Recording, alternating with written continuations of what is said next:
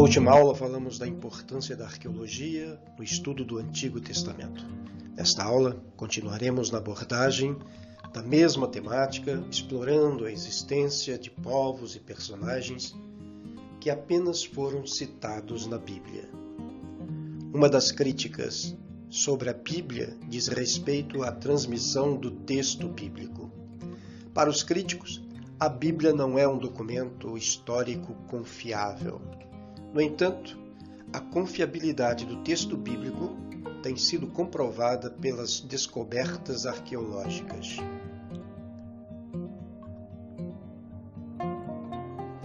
Para os céticos, a falta de evidências arqueológicas prova a fragilidade da narrativa bíblica, pois a história antiga de Israel só poderia ser contada como fato fazendo uso apenas da arqueologia e das fontes extrabíblicas do Antigo Oriente Médio. Na defesa do texto bíblico como fonte também histórica está a doutora Christa Schaeffer-Lechsteinberger, da Alemanha. Christa argumenta que o silêncio dessas duas fontes, ao contrário do texto bíblico, leva à negação da existência dos eventos narrados na Bíblia.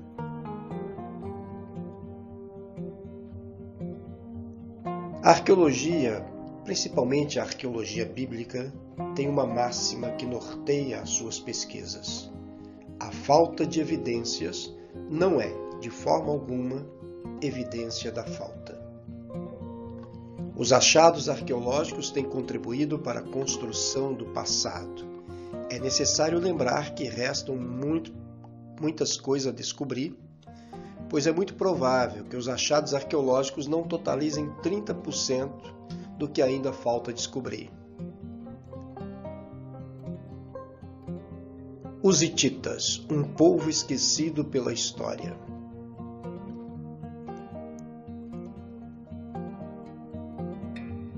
Antes das escavações nas terras bíblicas, a história bíblica era confirmada muitas vezes com o uso das fontes clássicas da literatura greco-romana, como Heródoto, Xenofonte, Flávio Josefo e Plínio, o Jovem. Esses autores, ainda que façam menção dos babilônios, sírios, egípcios, moabitas e outros povos citados na Bíblia, não relatam nada sobre os hititas, povo fartamente mencionado nos textos da Bíblia hebraica.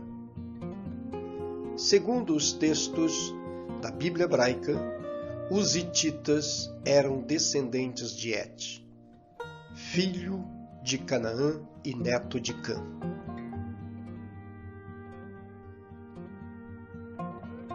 Eram um povo numeroso e poderoso na Palestina, na Síria e na Ásia Menor durante os séculos 20 ao século 12 a.C. Este povo, que é conhecido como heteus e hititas nos registros históricos e arqueológicos, ao tempo dos patriarcas, este povo que é conhecido como heteus e hititas nos registros históricos e arqueológicos, ao tempo do patriarca Abraão, exerceu, junto com os amorreus e cananeus, um grande poder naquela área.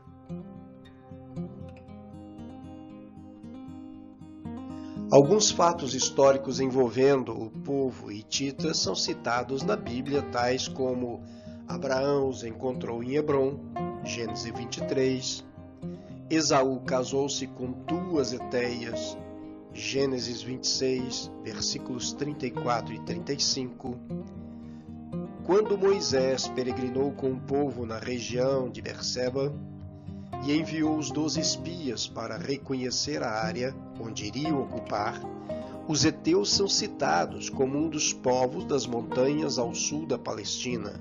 Números, capítulo 13, versículo 29. Fizeram uma aliança contra os hebreus a leste de Jerusalém na época de Josué. Josué, capítulo 9, versículos 1 e 2. Nos dias de Esdras, voltando do cativeiro, os israelitas encontraram os heteus e casam-se com suas filhas. cometendo abominação aos olhos do Senhor. Esdras, capítulo 9, versículos 1 e 2. Urias, marido de Batseba, era heteu, 2 Samuel, capítulo 11, versículos 6 e 7. A imagem à direita representa aquele momento em que Davi, que não foi à batalha no período das guerras, ficou no seu palácio e observa Batseba tomando banho nua. Aqui nós temos um achado arqueológico, à nossa esquerda, na parte maior, que tem sido considerado como o Palácio de Davi. E à nossa direita, acima, nós vemos a construção de um pequeno muro. Eu já tive a oportunidade de visitar esse lugar algumas vezes.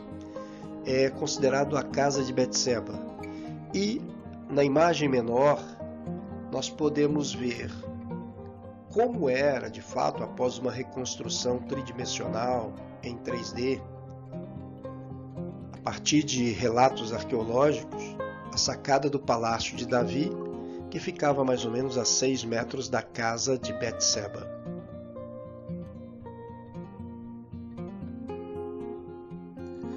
Grande parte dos acadêmicos do século XIX pensavam que os autores bíblicos tinham inventado a história desse povo. Essa ideia se encaixava perfeitamente nos ideais dos iluministas, que em grande parte tinham um forte ceticismo em relação à Bíblia. Graças à decodificação dos hieróglifos egípcios e da escrita cuneiforme mesopotâmica, foram descobertos textos que mencionavam os hititas, o povo de Ati. A capital hitita foi descoberta e escavada na Turquia, na região da Anatólia, trazendo à luz a grandeza do Império Hitita.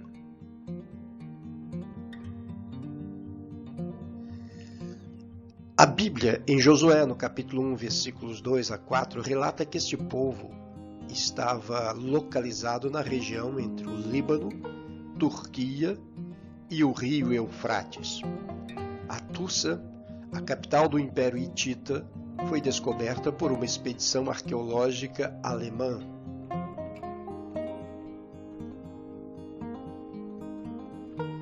Aqui nós temos um mapa. Praticamente o Império Hitita ocupava quase todo o território da atual Turquia, parte da Síria, do Líbano e se estendia por outras regiões até próximo do rio Eufrates.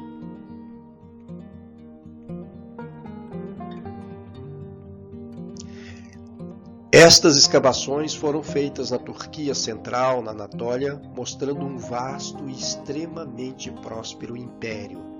Os hititas deixaram de fazer parte de um mistério obscuro. Depois da queda do Império Hitita, seus habitantes migraram para diversas regiões da Síria e da Palestina, como descrito na Bíblia. As descobertas arqueológicas confirmaram a veracidade da Bíblia, jogando por terra as teorias dos céticos. Vemos aqui algumas escavações arqueológicas. Esse é o sítio arqueológico da cidade de Hattusa. Esta é a entrada da antiga capital do Império Hitita. Vamos ver em seguida representação gráfica de como era essa cidade, do seu poderio, do seu tamanho, na época áurea do Império Hitita. Aqui nós temos a figura de nobres.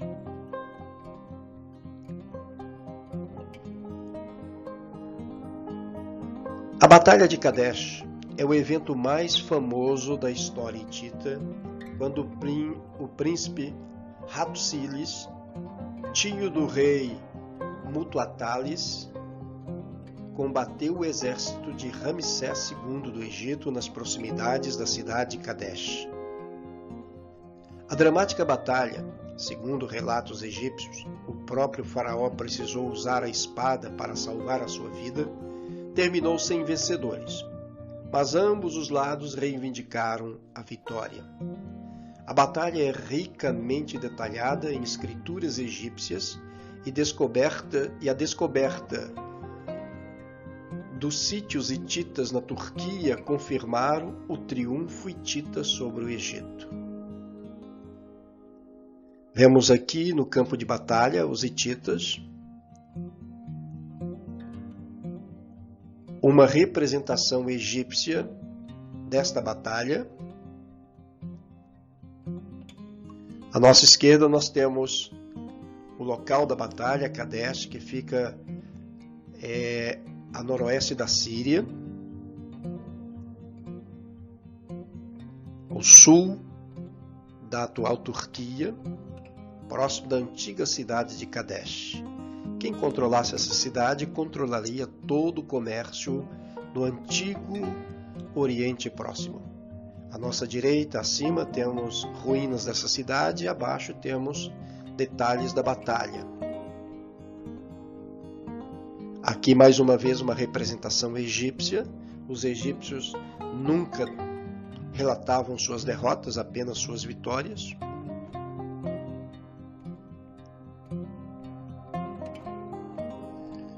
O tratado egípcio-hitita, usualmente designado por Tratado de Kadesh, foi um tratado de paz celebrado entre o faraó egípcio Ramsés II e o rei hitita Hattusil III, aproximadamente no ano 1259 a.C.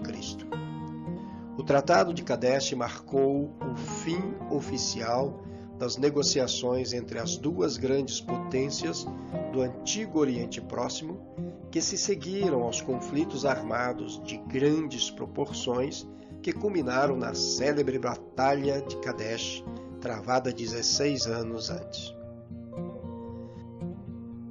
Aqui nós temos em detalhe esse Tratado de Kadesh, ou Tratado dos Hititas, encontrado em escavações no Egito.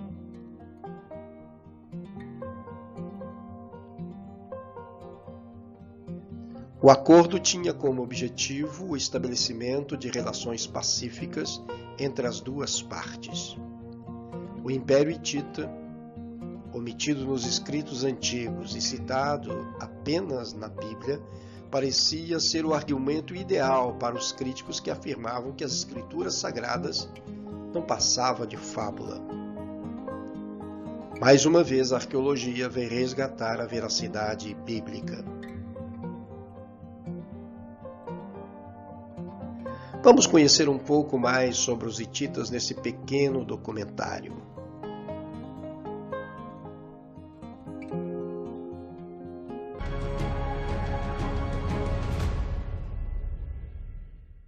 Muitos impérios surgiram durante a Idade do Bronze. Alguns se tornaram famosos, como os babilônios. Outros, no entanto, foram soterrados pelas areias do tempo e quase foram esquecidos no curso da história. O Império Hitita foi um dos mais poderosos e influentes de sua época e ainda assim permaneceu escondido por muito tempo.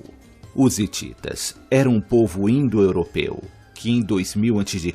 se estabeleceu na Anatólia Central, onde hoje é a Turquia. Eles chamavam a si mesmos de Ati, e é assim que chegaram naquela região, dominaram as outras tribos que ali estavam. Essa dominação foi feita tanto pela força quanto pela diplomacia quando era possível. Os hititas se orgulhavam de ser uma sociedade guerreira e tinham grande estima pelos cavalos. Os responsáveis pela criação e treinamento dos cavalos tinham um lugar de destaque na sociedade. Um dos primeiros relatos sobre os hititas estão nas poesias gregas, como a Odisseia, onde os hititas são chamados de Quetas. Já na Bíblia, os hititas são citados no Antigo Testamento, onde são chamados de Et. Há inclusive a história de Urias, marido de Betsabá, e que servia ao rei Davi. Urias e Betsabá eram hititas. Os hititas também são mencionados em textos assírios e egípcios. Mesmo com tantos relatos, o povo hitita só veio a ser oficialmente descoberto em 1880 pelo arqueólogo Archibald Henry Sayce. E mesmo encontrando fartas evidências, Archibald foi motivo de risadas dentro da sociedade acadêmica, que diziam que ele estava tentando inventar a existência da civilização hitita. Suas descobertas só foram confirmadas anos depois, graças a escavações realizadas pelo arqueólogo alemão Hugo Winkler. Por volta do ano 1650 a.C., os impérios babilônico, egípcio e hitita já haviam se consolidado. Os hititas estavam em uma posição geográfica privilegiada, já que podiam comercializar com diferentes nações de diferentes culturas. Embarcações mercantes vindas da Grécia, Egito e Mesopotâmia passavam pelos portos das cidades hititas. Mesmo estando cercados de reinos e impérios poderosos, os hititas nunca foram conquistados. E lendas dizem que jamais perderam uma batalha. Em 1274 a.C., os hititas travaram com os egípcios a Batalha de Kadesh. Os dois lados lutaram ferozmente, sem conseguir obter uma vantagem decisiva. Esta batalha ficou conhecida como a maior batalha de bigas da história. O conflito terminou em um impasse, e por isso os egípcios foram obrigados a recuar. O faraó do Egito, Ramsés II, assinou um tratado de paz com os hititas, reconhecendo o Império Hitita como sendo igual em poderio militar ao Egito.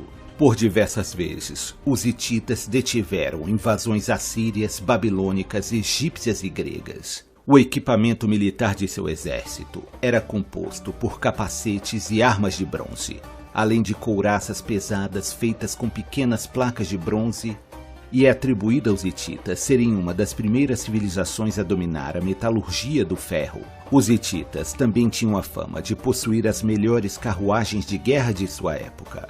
Suas carruagens podiam carregar até 3 guerreiros e eram puxadas por 2 ou até 4 cavalos. A tática empregada nessas carruagens era bastante eficiente, tendo um condutor para guiar os cavalos, um guerreiro portando uma lança longa e couraça pesada e um terceiro guerreiro carregando um escudo para proteger os outros 2. Este terceiro guerreiro também poderia fazer uso de arco e flecha para ataques à distância. Era uma combinação de velocidade, ataque e defesa, que sem dúvida tornavam os hititas guerreiros temíveis. Alguns registros antigos indicam que até mesmo a famosa cidade de Troia pagava tributo aos hititas. A sociedade hitita era incrivelmente avançada.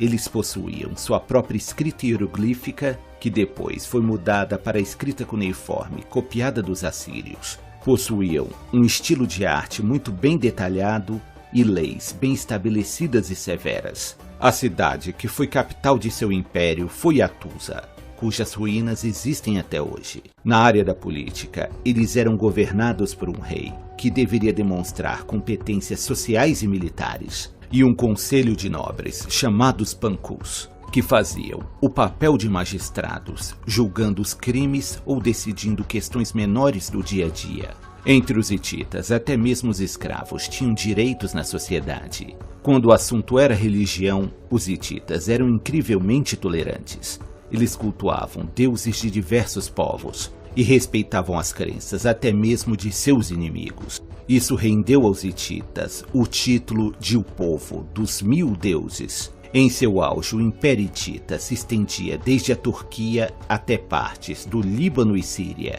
Pouco depois da Batalha de Kadesh, o Império Hitita passou a enfrentar conflitos internos, e os outros povos se aproveitaram desta instabilidade. Uma guerra civil estava enfraquecendo o Império Hitita, e os assírios passaram a pressionar cada vez mais em seus ataques. Toda essa instabilidade fez com que a população hitita começasse a abandonar suas casas e a migrar para outras regiões. Após queimarem Atusa, sua própria capital, os hititas se tornaram alvos fáceis para grupos de piratas e saqueadores. Um dos impérios mais desenvolvidos da Idade do Bronze agora estava em ruínas. Quanto aos sobreviventes dos hititas, não se sabe ao certo para onde foram, tendo provavelmente vivido em pequenas tribos ou procurado refúgio em outros reinos. Apesar de ter passado tanto tempo perdido, e até os dias de hoje não ser um dos mais lembrados, o Império Hitita deixou sua marca na história, devendo ser recordado por sua grandeza e importância histórica.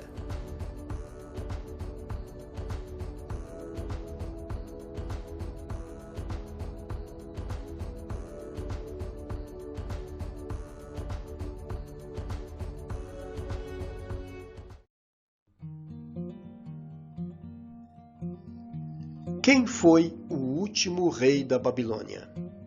Belsazar ou Nabonido?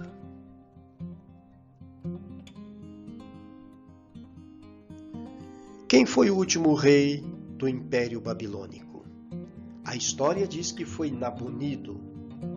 A Bíblia diz que foi Belsazar. Como a arqueologia confirma o papel de Belsazar como o último rei da Babilônia?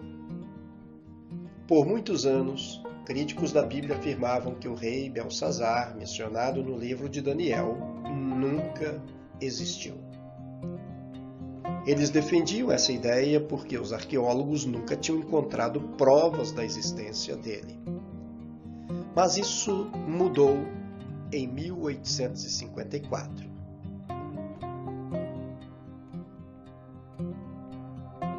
Em 1854, o cônsul britânico John George Taylor explorou algumas ruínas da antiga cidade de Ur, que fica na região onde hoje é o sul do Iraque.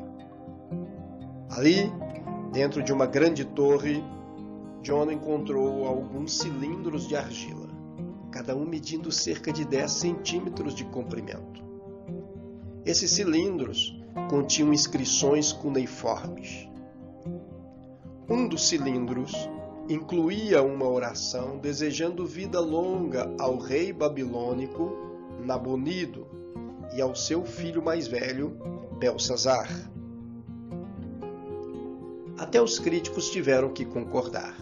Aquela descoberta era uma prova de que Belsazar realmente existiu.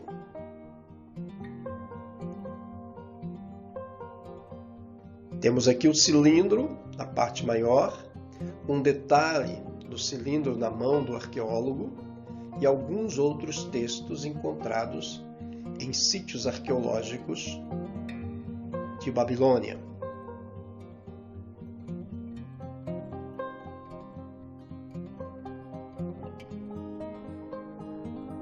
O livro de Daniel descreve a cidade de Babilônia reconstruída por Nabucodonosor. Durante anos, os pesquisadores estiveram convictos de que as informações do livro de Daniel sobre a Babilônia eram incorretas. Escavações alemãs em Babilônia trouxeram às vistas o impressionante sistema de muralhas, os palácios, os jardins suspensos, a célebre porta de Estar, o zigurate e outros edifícios construídos no início do século VI a.C. Daniel parecia estar bem mais informado do que se pensava.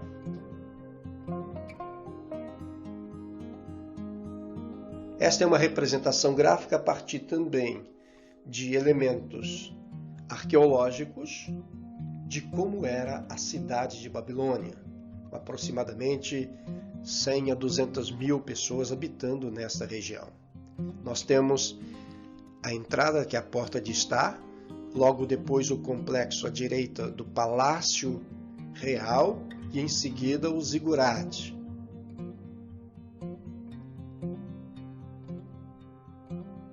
Aqui nós temos algumas imagens da antiga Babilônia.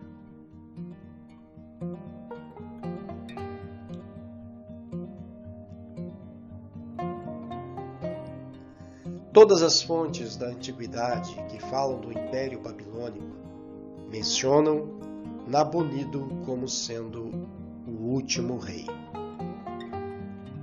A Bíblia, no entanto, cita Belsazar como o último rei, um nome inexistente nas fontes clássicas. Alguns chegaram à conclusão de que o personagem Belsazar, bem como a história da escrita na parede, era pura invenção da imaginação de Daniel.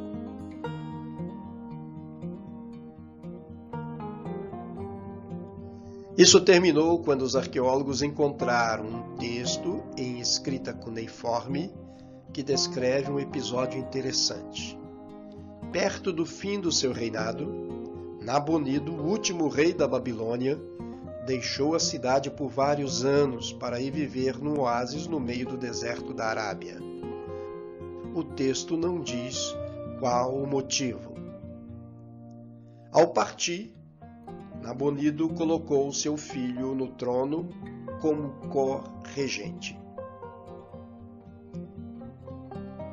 Aqui nós vemos um detalhe do cilindro de Nabonido.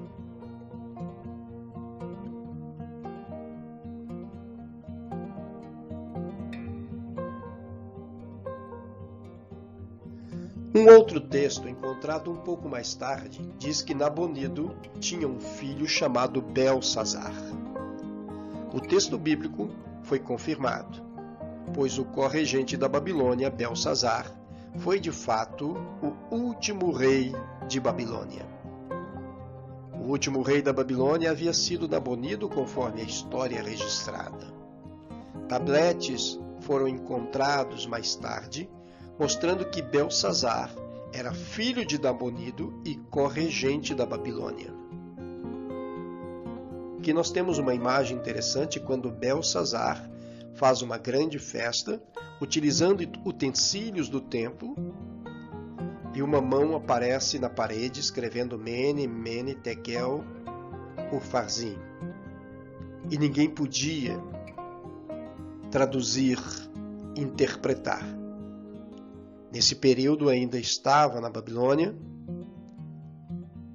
os judeus, e entre eles Daniel, um homem que Deus tinha dado sabedoria, entendimento e o dom para revelar os sonhos e visões.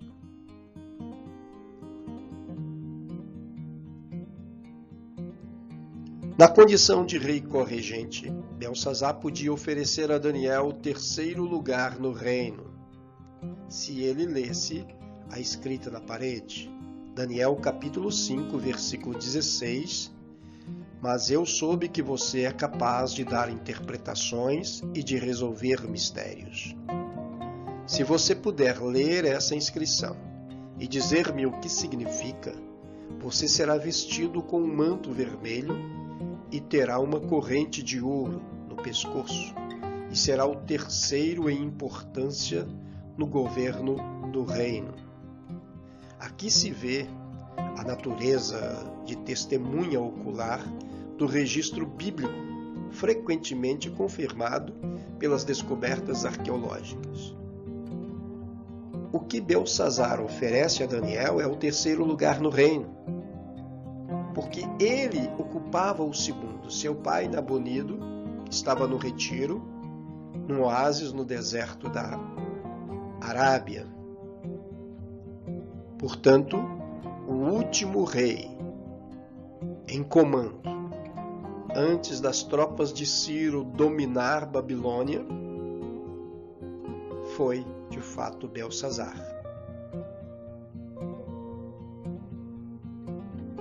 No documentário a seguir, nós vamos conhecer um pouco mais sobre a Babilônia e o relato do profeta Daniel em relação a Belsazar. Foi Nabucodonosor que conquistou Jerusalém em 605 a.C. Durante seu reinado, o reino de Judá foi reduzido a um estado de vassalo. 5 anos mais tarde, contra o conselho do profeta Jeremias, os judeus se rebelaram contra a Babilônia. Nabucodonosor retaliou 2 anos mais tarde, sitiando Jerusalém, a cidade sagrada dos judeus. Jerusalém caiu em 597 a.C. Naquela época, Nabucodonosor levou o monarca judeu, o jovem Joaquim, de volta para a Babilônia. Ele então colocou um rei fantoche, Zedequias, no trono de Judá. Tudo isso é mencionado pelos autores da Bíblia. É interessante notar que alguns desses detalhes são confirmados por inscrições encontradas nas ruínas da própria Babilônia. Este bloco de barro do Museu Britânico, chamado de Crônica de Nabucodonosor, foi traduzido em 1956.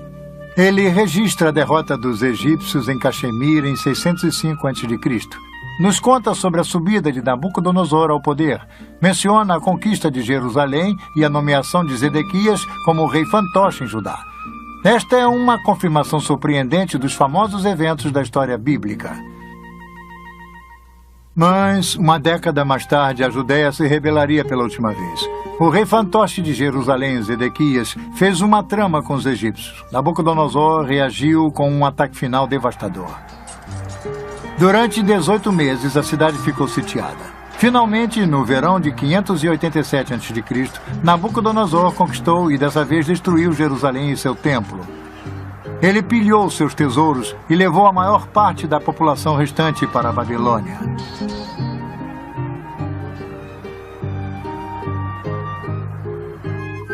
O reino da Judéia deixou de existir. Os judeus se tornaram um povo em exílio. Uma pungente lembrança disso é relatada no Salmo 137. Babilônia estava no auge de sua glória quando os exilados judeus chegaram. Os cativos da Babilônia ficaram pasmos quando a viram. De acordo com os historiadores gregos, a Babilônia era maior em esplendor do que todas as cidades do mundo conhecido. Vinham visitantes de muitas partes para ver as maravilhas da Babilônia. Nabucodonosor foi um grande construtor, assim como um grande general, como Ramsés II no Egito, como Salomão em Israel. A Babilônia de Nabucodonosor era uma cidade de magníficos palácios, templos, parques e jardins. A escala e o tamanho gigantesco da cidade era surpreendente. Sua população estava estimada entre 100 e 200 mil. Era a maior cidade da Terra. Nosso detalhado conhecimento sobre a Babilônia de Nabucodonosor é resultado do trabalho árduo de um arqueólogo alemão, Robert Caldwell. Quando ele iniciou suas escavações em 1899, os achados iniciais de Caldwell foram descartados por seus colegas. Mas, à medida que suas escavações começaram a descobrir a Babilônia da Bíblia como uma realidade histórica, seu trabalho se tornou o assunto da Europa. Ao norte da cidade, Caldwell descobriu pilhas de azulejos azuis na areia. Os azulejos haviam decorado as paredes laterais do caminho processional da cidade. O tijolo era o material padrão usado pelos babilônios para construir. Caldwell enviou os tijolos de volta para a Alemanha para identificação e para montagem. Os resultados foram surpreendentes. Aqui no Museu Pergamon, em Berlim, estão os tijolos originais da época de Nabucodonosor, todos montados. Esses magníficos leões, por exemplo, eram um símbolo da deusa Istar, uma das maiores divindades da Babilônia.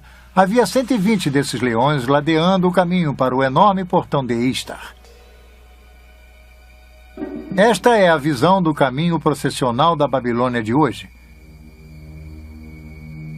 As pedras que formam a pavimentação são as mesmas sobre as quais Nabucodonosor caminhou. Suas paredes foram parcialmente reconstruídas por arqueólogos, e embora elas não tenham os belos leões de tijolos brilhantes que uma vez se adornavam, elas ainda fornecem a ideia da magnificência dessa famosa avenida. Um homem se impressionou com as descobertas de Caldwell, um diretor pioneiro de filmes, D.W. Griffith. Em 1916, Griffith produziu Intolerância, um filme histórico sobre a desumanidade do homem para com o homem. O tema central no filme de Griffith era uma espetacular reprodução da vida na Babilônia, com o clímax da queda da cidade.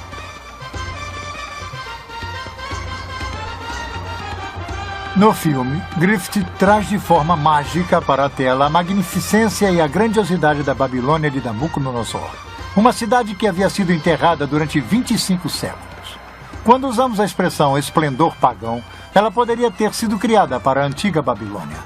Griffith mostra uma Babilônia de um grande esplendor arquitetônico. Uma Babilônia repleta de vida e de vitalidade. Suas ruas fervilhavam com mercadores, cartomantes, músicos ambulantes, agiotas, soldados, prostitutas, representantes dos governos, banqueiros e escravos. Griffith ofereceu ao público uma primeira visão do poder e da magnificência da Babilônia em seus dias de glória, assim como incrível ganância e sensualidade na cidade. A Babilônia de Nabucodonosor tornaria pequenas muitas de nossas modernas cidades por seu tamanho e esplendor. Vamos conhecer sua imensa escala. A Babilônia tinha um formato quase quadrado, dividido ao meio pelo rio Eufrates. A cidade foi construída com precisão. Suas ruas retas e largas cruzavam umas às outras em ângulos retos, como a maioria das cidades de hoje. A Babilônia estava cercada por uma muralha defensiva dupla, circundada por um fosso. Era a cidade mais bem protegida do mundo antigo. De acordo com uma fonte antiga, as muralhas da Babilônia tinham mais de 100 metros de altura por 30 metros de largura. Havia espaço suficiente em seu topo para permitir que uma charrete puxada por 4 cavalos desse uma volta completa. Os babilônios achavam que suas muralhas eram impossíveis de serem escaladas ou de serem invadidas. Torres de defesa estavam posicionadas em intervalos regulares. Mas as muralhas da Babilônia eram apenas o começo de suas maravilhas. O caminho processional era a avenida principal, norte e sul da cidade. Ele possuía mais de 20 metros de altura, pavimentada com pedras e ladeada por leões esculpidos. E o caminho processional levava para o norte, para o grande templo dedicado ao deus Merodach. Era a rua mais impressionante do mundo antigo. Este é o portão de Istar, magnífico e imponente. Era um símbolo arrogante da Babilônia, do rei Nabucodonosor. Este era um dos 8 portões fortificados da antiga cidade.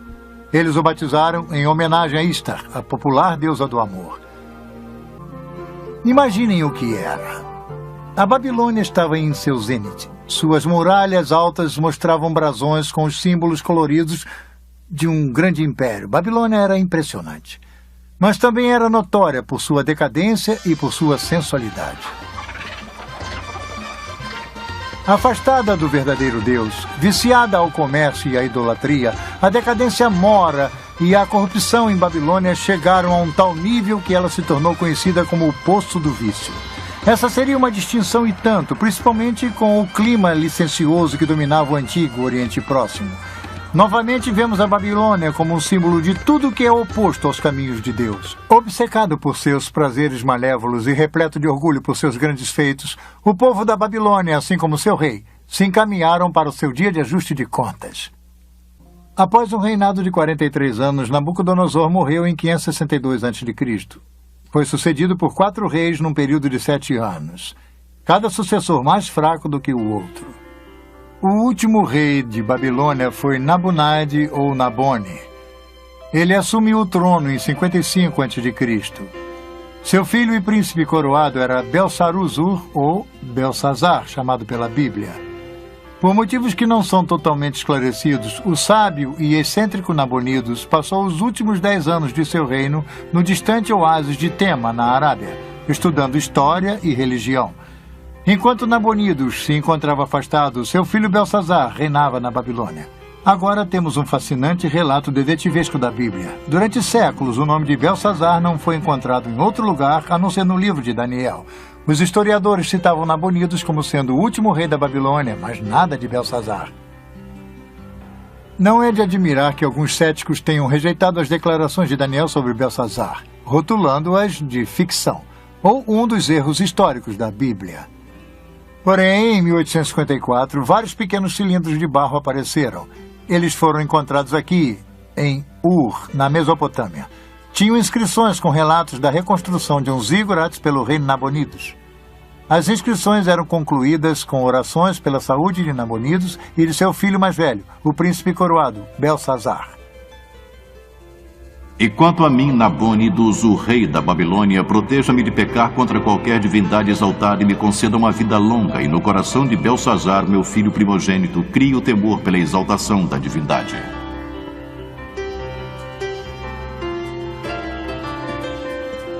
Tal achado arqueológico é importante para a história de Daniel, porque a inscrição esclarece o comando de Belsazar no 5º capítulo, versículo 29 de Daniel. É aí que Belsazar proclama Daniel como o 3º maior regente do reino. Nabonidos era o primeiro, Belsazar o segundo e Daniel o terceiro. Este é um exemplo notável da precisão da Bíblia. Foi durante o banquete, numa grande demonstração de arrogância diante de Deus, que Belsazar ordenou que servissem vinho. Ele então brindou os deuses da Babilônia. Fez isso com as mesmas taças de ouro que seu avô, Nabucodonosor, havia pilhado do templo em Jerusalém. Repentinamente, um fato estranho e aterrorizador ocorreu, bem aqui na sala do trono de Belsazar. Uma misteriosa mão desencarnada apareceu do nada. e começou a escrever em letras brilhantes na parede do rei. Daniel 5, 5 e 6. No mesmo instante apareceram os dedos de mão de homem e escreveriam defronte do candeeiro na caiadura da parede do palácio real, e o rei via os dedos que estavam escrevendo. Então se mudou o semblante do rei e os seus pensamentos o turbaram. Então entraram todos os sábios do rei, mas não puderam ler a escritura nem fazer saber ao rei a sua interpretação. Daniel 5, 13 e 17. Então Daniel foi introduzido à presença do rei e disse: todavia lerei ao rei a escritura e lhe farei saber a interpretação. Daniel 5 e 25. E esta, pois, é a escritura que se traçou: Mene, Mene, Tekel e Parsim. Esta é a interpretação de cada palavra. Mene, contou Deus o teu reino e deu cabo dele. Tekel, pesado, foste na batalha e achado em falta. Pere, seu reino foi dividido e dado aos medas e aos persas.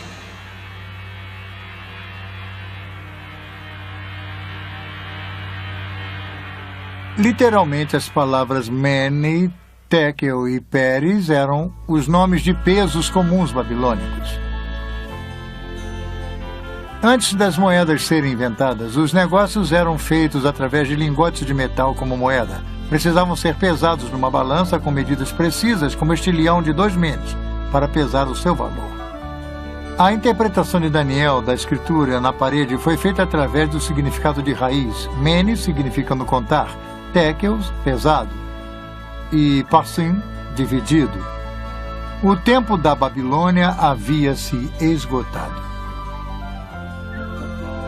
Conforme relata a Bíblia, naquela mesma noite, enquanto o escrito brilhava na parede, os exércitos de Ciro o Grande já entravam na cidade. As muralhas poderosas da Babilônia e suas fortificações imensas não puderam impedir sua queda. Uma queda decretada por Deus. O profeta Isaías nos dá informações sobre o rei Ciro e seu papel na queda da Babilônia. Isaías 45, 1 e 3. Assim diz o Senhor ao seu ungido, a Crio, a quem tomo pela mão direita para bater as nações ante sua face e descingir os lombos dos reis, para abrir diante dele as portas que não se fecharão. Eu irei adiante de ti, endireitarei os caminhos tortuosos, quebrarei as portas de bronze e despedaçarei as trancas de ferro. E dar-te-ei os tesouros escondidos e as riquezas encobertas, para que saibas que eu sou o Senhor, o Deus de Israel, que te chama pelo teu nome.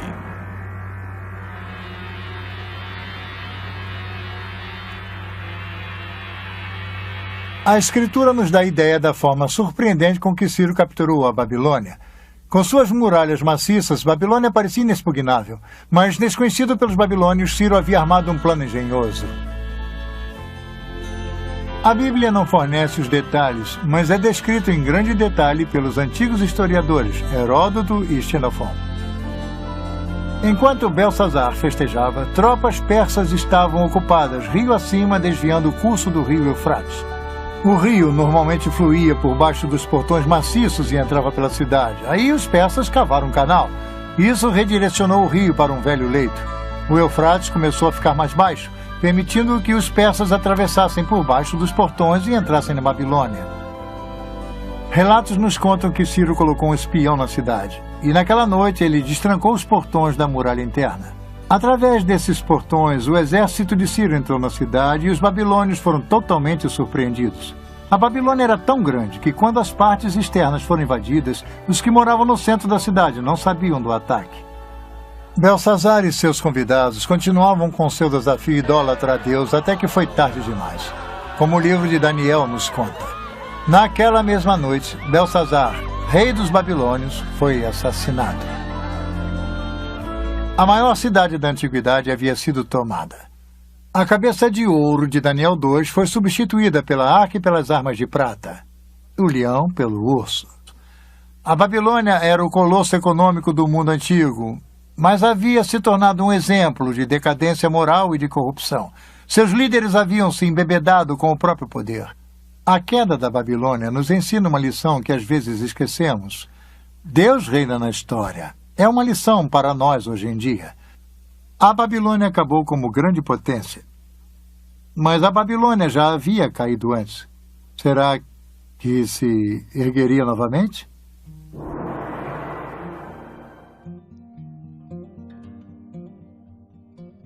O selo do rei Ezequias.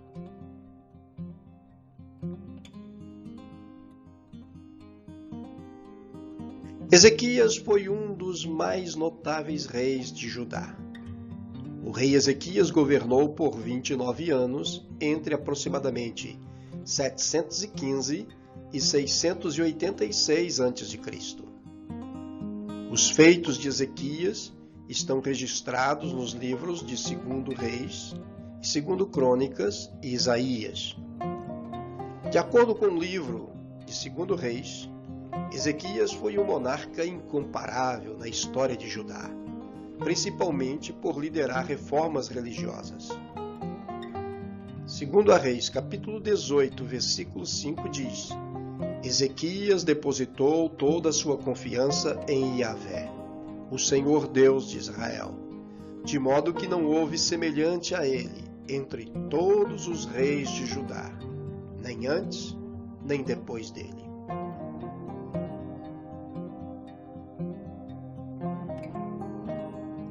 Em dezembro de 2015, a Universidade Hebraica de Jerusalém anunciou a descoberta de um selo atribuído ao rei Ezequias.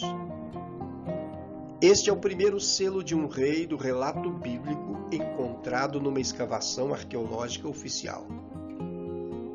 A arqueóloga israelense Eilat Mazar, responsável pela descoberta, disse que o pequeno objeto.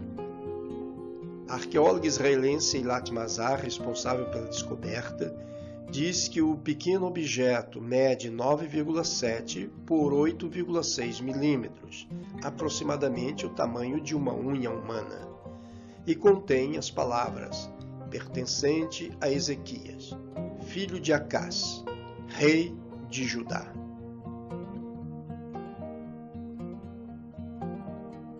Nós vemos em detalhe a arqueóloga Eilat Mazar. Acima, na imagem menor, nós temos novamente o selo que foi encontrado. E agora aqui, na parte à direita, junto aos muros ainda do Monte do Templo, nós temos o antigo bairro que foi construído na época de Ezequias e que é onde foi encontrado este selo. O avô de Eilat Mazar descobriu esse bairro, que é o bairro de Ofel, e a sua neta descobre neste bairro o selo que comprova a existência do rei Ezequias.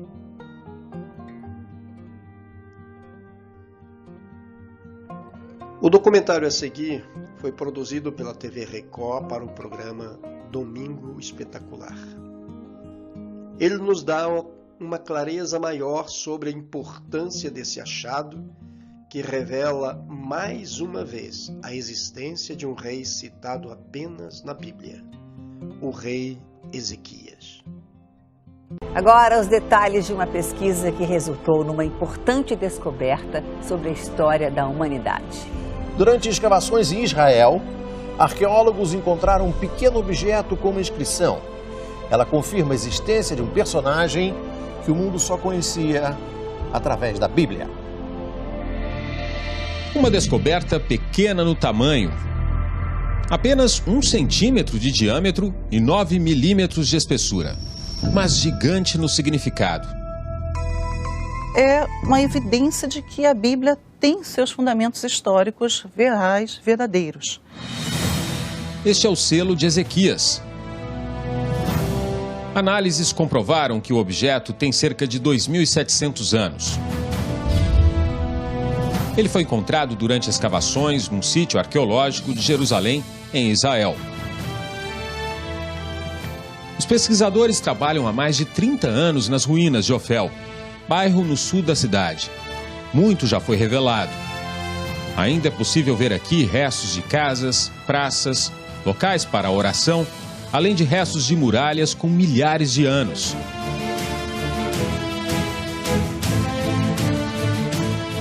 Esse é o local exato onde os arqueólogos encontraram o selo. Essa estrutura foi construída pelo rei Salomão 1000 anos antes de Cristo e funcionava como um depósito real até a época de Ezequias.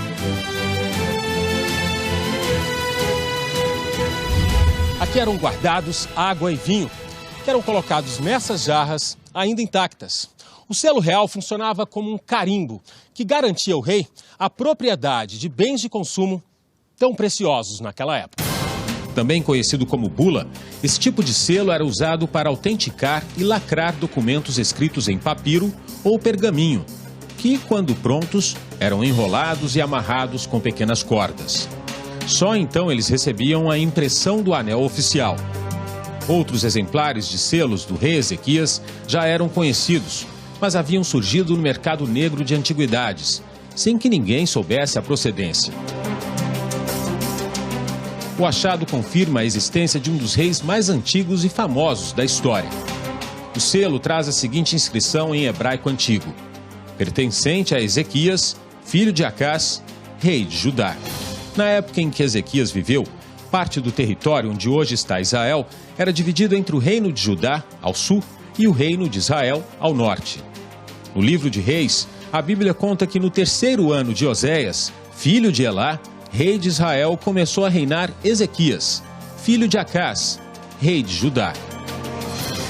A arqueóloga Eilat Mazar, da Universidade Hebraica de Jerusalém, foi a responsável pelas escavações. Ela explica que o fato do selo ter sido encontrado num sítio arqueológico garante a autenticidade e fortalece a tese de que o objeto é o mais próximo que podemos chegar de algo que esteve nas mãos do próprio rei.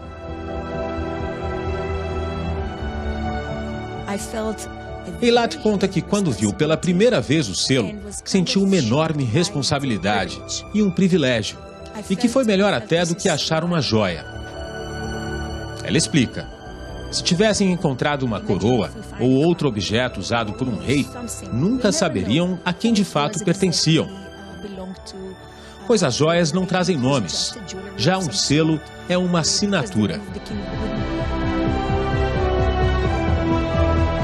Na própria Bíblia mesmo de Reis que acabaram. Esta especialista em ciência da religião completa: esta é mais uma comprovação arqueológica dos fatos narrados na Bíblia. Ele existindo e sendo ali a inscrição, né, o nome do rei Ezequias, inclusive com sua paternidade, sua filiação, tudo isso é um registro histórico de que Ezequias realmente existiu.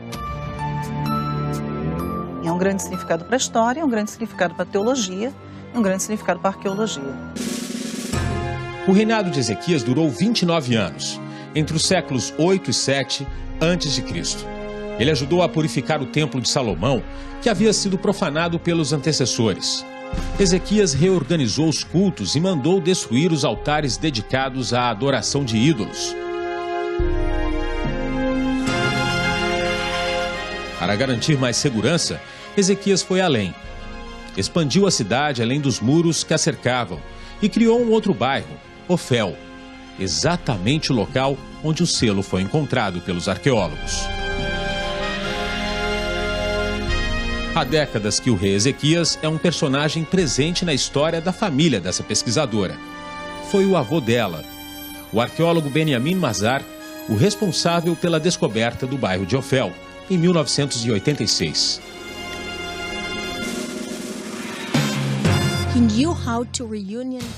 Eilat lembra que, além de um homem de fé, Ezequias era também um estrategista. Ela conta que ele foi habilidoso em usar a sua fé no Deus de Israel para reunificar as tribos da região, que naquela época lutavam contra o domínio dos assírios, povo de origem babilônica que controlava o cenário político da região. Foi Ezequias quem expulsou o povo assírio e declarou a independência de Judá. Um dos momentos mais marcantes na vida do rei Ezequias aconteceu aqui nessa caverna, e até bem pouco tempo atrás era apenas uma história bíblica sem comprovação. Há quase 3.000 anos, Jerusalém, capital do reino de Judá, estava sob ataque dos assírios. Para garantir o abastecimento e proteger a cidade, o rei Ezequias mandou escavar esse túnel, que também servia como rota de fuga. Nós estamos na parte seca, mas daqui para frente são mais de 500 metros dentro da montanha, com água até o joelho. Esta é considerada uma das obras de engenharia mais impressionantes da antiguidade. O túnel foi escavado por 2 grupos ao mesmo tempo, um de cada lado. As curvas do caminho foram feitas estrategicamente para criar pontos de encontro. O chão recebeu um pavimento que é visto até hoje. Ao final, numa das paredes, uma inscrição de quase 3.000 anos relata informações da escavação do túnel. Encontrar provas arqueológicas da existência dos reis de Judá, como o selo de Ezequias, é uma missão que nunca se esgota. Os arqueólogos estão certos de que ainda há muito mais.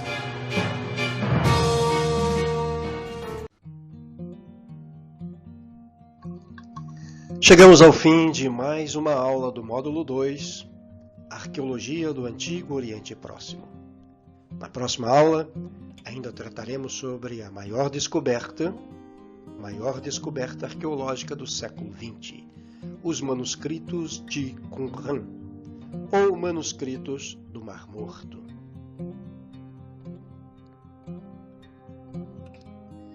Nesta aula você aprendeu que, ainda que não se tenha comprovações em textos extrabíblicos que confirmem os relatos bíblicos, a arqueologia tem dado veracidade à Bíblia.